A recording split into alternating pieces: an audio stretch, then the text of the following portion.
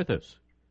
It is a pleasure. How are you all doing? Well, we're doing great. I'd like to start, first of all, this morning talking about Tuesday. You announced a special session that'll commence July the 18th. Governors in the past have almost turned right around and asked the members to come back right away.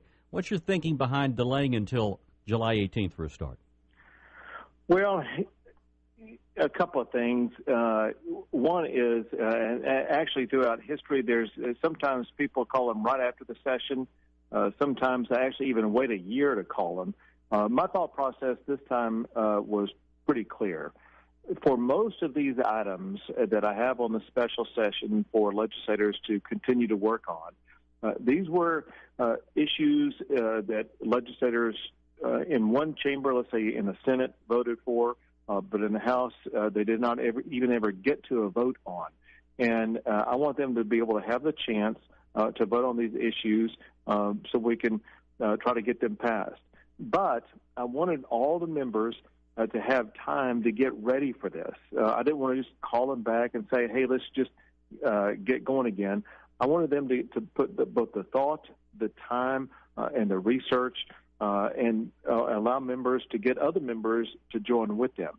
So I gave them about 6 weeks before the special session began to get ready for the special session, and then 30 more days during the special session to make sure we get this done.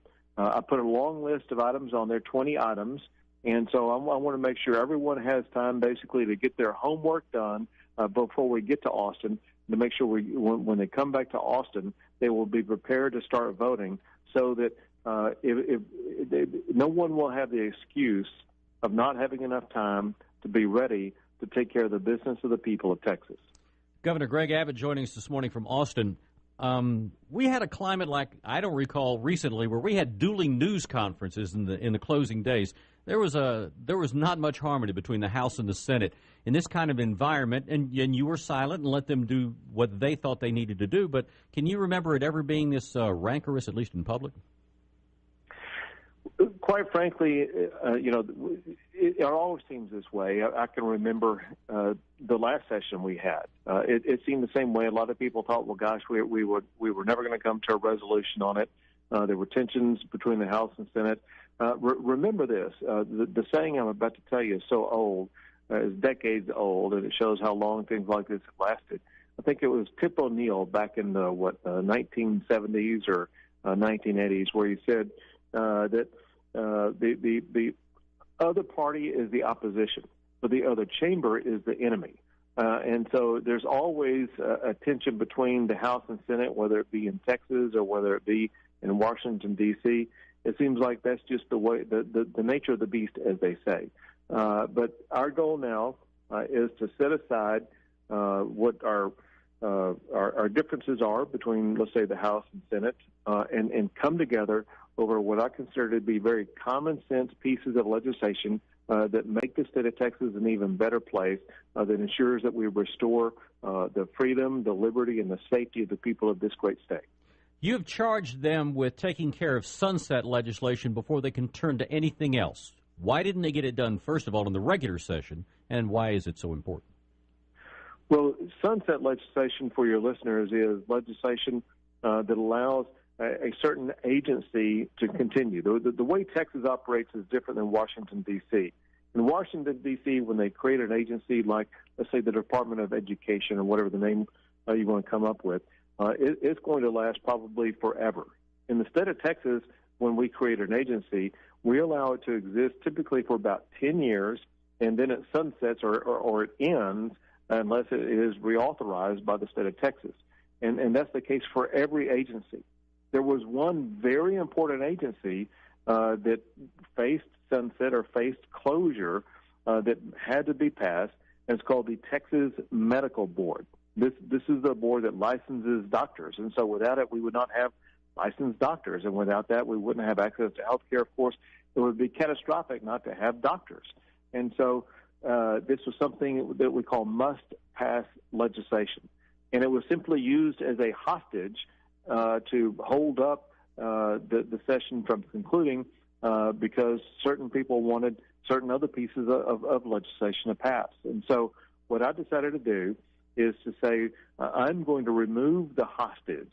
I'm going to make sure that we pass this one item out first, and then when this one item is passed out, once we reauthorize doctors in the state of Texas, then I will put on the special session agenda all of these other items that will make Texas an even better place.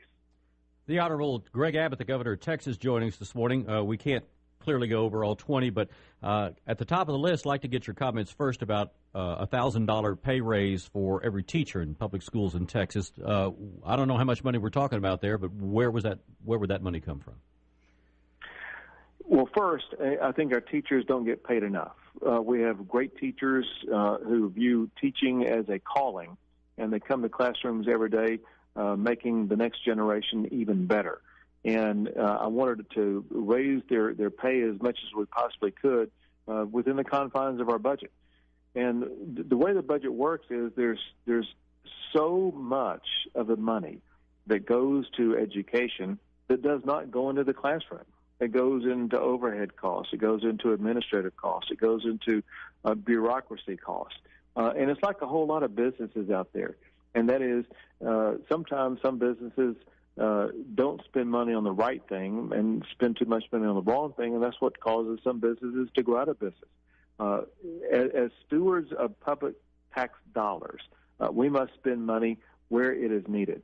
And so what I'm seeking to do is to take money from the portions of education funding that is not the most important thing, such as the bureaucracy, and instead put that money in the classroom. The most important area that we can put money when it comes to education is into the classroom with the teachers who are educating our kids. Well, let's talk about bureaucracy. What is that? Is that administrators getting paid too much? We have people in positions that they don't need to be there. Where is that bureaucracy in public education, in your view? The answer is both. We got too many administrators getting paid too much, too many bureaucrats operating within it that don't need to be there. And government doesn't always run as efficient as a business does, and we are seeking to achieve greater efficiencies in the way the education system works. And, of course, that's part of it as well. You are asking for a review of school finance. The court said it's legal, but it's broken. In an Abbott plan, what do you think is the most efficient way for the government, the state of Texas, to attack that? Well, you make a good point, and that is the teacher pay issue I'm talking about really is a subset of a much larger issue, and that is our overall school finance system, which the courts did uphold, but I still think is broken and needs to be reconstructed. There are several problems with the school finance system. One is that we are not using the money that we do have and applied it in the correct area. Again, we're using too much money for bureaucracy, too little money for the classroom. But it also deals with this Robin Hood system. That's the system that takes money from one location and gives it to another location. It's also called recapture. We just need a complete overhaul of the way that we are going to come up with the money that goes to schools and apportions it fairly across schools across the entire state of Texas. Governor Greg Abbott, the governor of Texas, joining us. In your State of the State address, you talked about rollback elections for property tax increases. Now, the House came up with a version that said, yes, there definitely would be rollback elections. The Senate version, there could be. In your world, what is best? Should they definitely be there, or should the option just be there for a rollback election if the property tax increase is too high? First, a couple of details. It was the Senate version that did have the rollbacks, and the House version did not have the rollback. Okay. And what I'm pushing for is the rollbacks, and let me explain to your audience what we're talking about. The main thing we're talking about is property taxes. And the issue that I hear the most about from my fellow Texans across the entire state of Texas is that property taxes are too high. And we need to find ways to reduce property taxes. So many people are incapable of living in their home. They feel like they are renting their home from the appraisal district. And so we are trying to contain the spiraling property taxes in our state. And one way to do that is this rollback process. What that means is that if your property taxes are raised by 5% or more, it will trigger an automatic rollback election, meaning that you, the homeowner, you being the person required to pay these property taxes, are going to get to vote on your own to decide whether or not you think these property taxes should be reduced or allowed to proceed. So what this really is all about is democracy, and that is people shouldn't be taxed unless they vote to approve the tax. We have the mayors on in Bryan and College Station on alternate weeks, and they have certainly been watching very closely municipal annexation rules. You have asked for that to be on the menu as well. Tell me your thoughts as far as what Texas' role should be in that. Yeah, and what this means is what cities and it's typically cities that do this. Counties really don't have too much annexation authority, but it's cities that want to grow, and the way they grow their size, in part, is by grabbing more land. And what I'm about to talk about is more of a problem in the Houston area and in the San Antonio area, in the Austin area. I haven't heard too much of it being a problem, let's say, in the Bryan College Station area or some other areas like that. But what happens is when a city wants to annex or acquire more land, they typically do it so they can increase their tax base. What that means is they're trying to grab a hold of high-valued land where people are not having to pay the property taxes in a particular city. And they do this annexation without the vote of the people that they are annexing into their city. So this is annexation without representation. And what I'm saying is that before your property can be annexed, you should have the right to be able to vote on it. And so it's a very simple democratic process that a lot of people think is a natural part of our democracy, but it's not. And so we're just trying to instill very simple democratic principles that you cannot be annexed unless and until you vote to approve it. You know, we joke on our show, we're glad that we're not California because they seem to be everything that Texas isn't. But now I'm seeing a trend where big cities are, in fact, pushing back. Sanctuary City, of course, is probably the keystone to that. But are you seeing more pushback from big cities in Texas against the state government than you've ever seen before? I am, but let me rephrase it a tiny bit. Because what we're really seeing is a pushback by cities against individual liberty. And therein lies the real difference between Texas and California. I believe that my top job as governor of Texas is to protect your liberty. And the liberty is taken away by government. And the state of Texas works every day to try to reduce government and reduce any infringement on your liberty. What we are seeing is some cities in the state of Texas hijacking your liberty. And so what I'm working on at the state level is to reduce the ability for cities to take away your liberty. And one of those ways involves that municipal annexation. One of the ways involves banning sanctuary cities. You know, California is well known for its sanctuary city policies because that is where Kate Steinle was gunned down by someone in the country illegally, had been deported multiple times, had been convicted of crimes multiple times, and Kate Steinle should still be alive today because if California and if the country had enforced legal policies against illegal immigration, Kate Steinle would be alive. The fact is we've had people in the state of Texas die also at the hands of people who were in the country illegally who had been deported previously.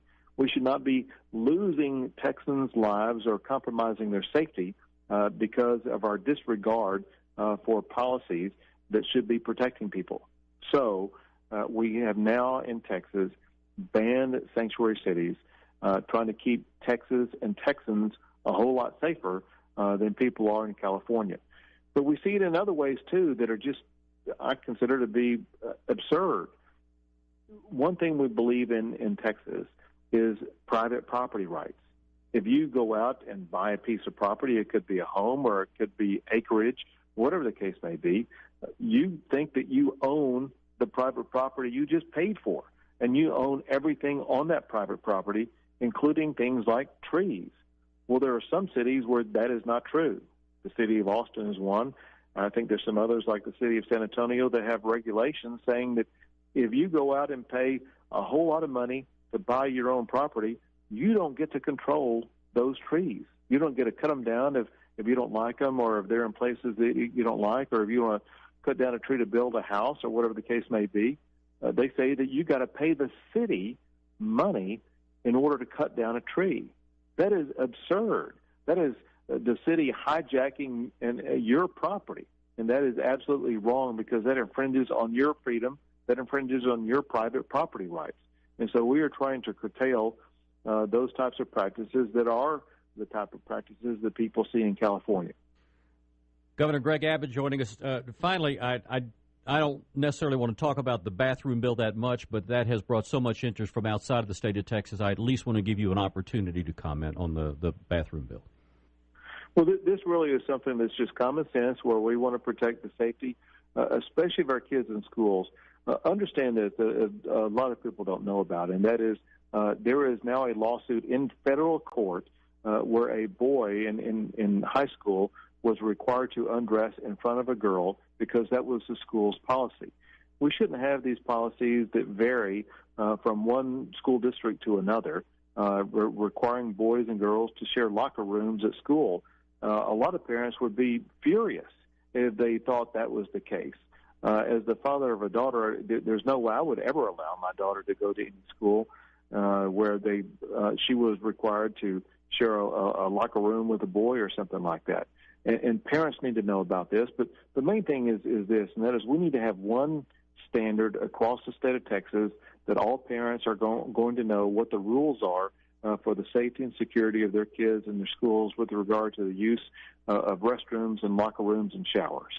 Lastly, we visit with our Congressman Bill Flores most every week, and I mentioned to him that for the second budget in a row, Texas has $800 million budgeted for border security.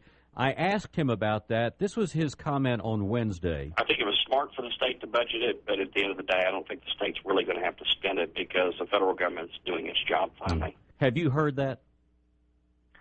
Well, I've heard that. I want you to know that I've talked to the Secretary of Homeland Security, John Kelly, but before we did our budget, because go back in time, you may remember there was a federal budget that was passed, I think it was in April, that provided funding that will last through October.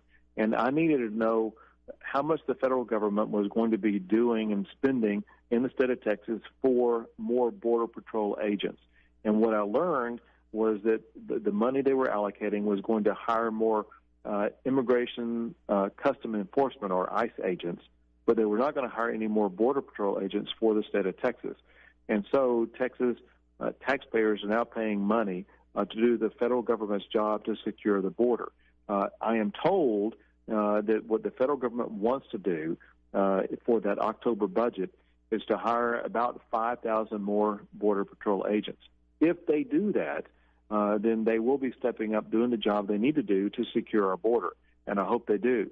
But we've been told this time after time after time for year after year, only to see more people come across our border, and we want to make sure that Texas is doing everything we can to help secure our border.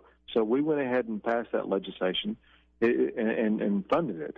And if the federal government finally does step up and do its job and secure the border, Texas will be able to adjust accordingly. The governor of Texas, Greg Abbott, you had about 10 minutes budgeted, and you spent twice as much. And I do appreciate the time, and I hope we can do it again sometime. I look forward to it. God bless you and everybody across the region. All right. Thank you, sir. There you go. Well, let's turn our attention to the city of College Station. Collins here.